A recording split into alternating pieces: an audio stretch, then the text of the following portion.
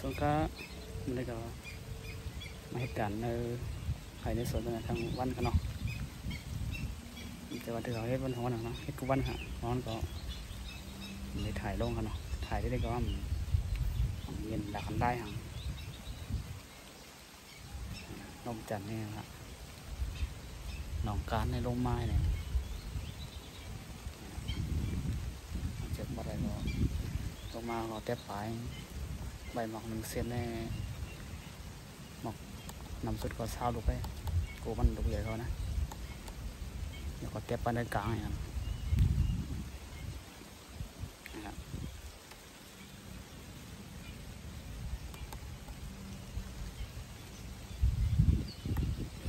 คนไรเนี่ยพี่น้องเขาตัวนู้นสูงแล้วเนาะ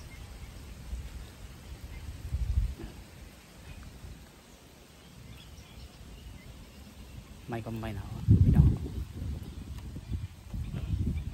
บริเวณสามมิลเนี่ยก็เรียกว่าฝนก็ปล่อยๆกันนะฝนตกติดตกแล้วเราไม่ติดเติมเนาะ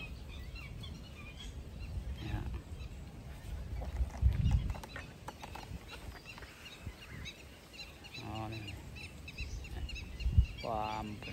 เอาการลงเลยเดี๋ยวพูดรักเขาในไว้นะว่าเอาการลงก่อนย่อยลงก่อนพอหมักลงเยอะมากเลยมันเดี๋ยวนี้ได้เซนใน10แล้วมันเดี๋ยวได้เก็บได้ขายเขาเนาะเป็นใหม่นะพี่น้องในงานเขาเลยกันนะเขามักเก็บ80กันนะตัวนี้ก็อยากประจานตัวอยากแต่12 seconds เขาหน่อยต่ำกว่าเท่านี้กันบรรยากาศทางต้นกันนะ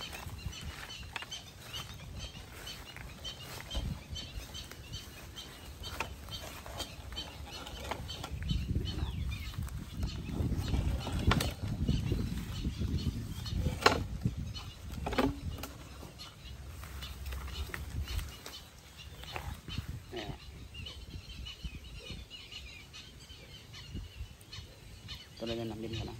ยอมสาวปลุกใครนะตั้งเลยน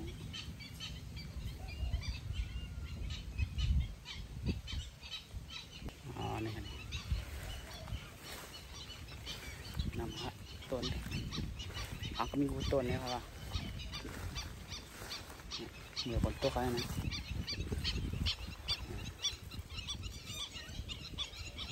เสียงฟันคุกเลยมึงวัดเกิดมึงนอนกันเนาะอันตรงนายเนี่ยคนย่อยไปไว้กันเนาะ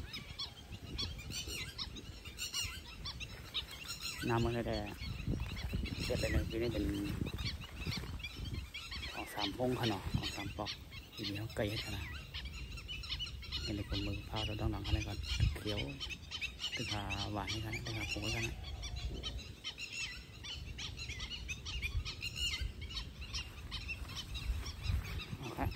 นี่ครับเนาะจอมก็ดีตัวคนแห้งพาเราก็ยอมทุกอย่างในคลิปนะครับ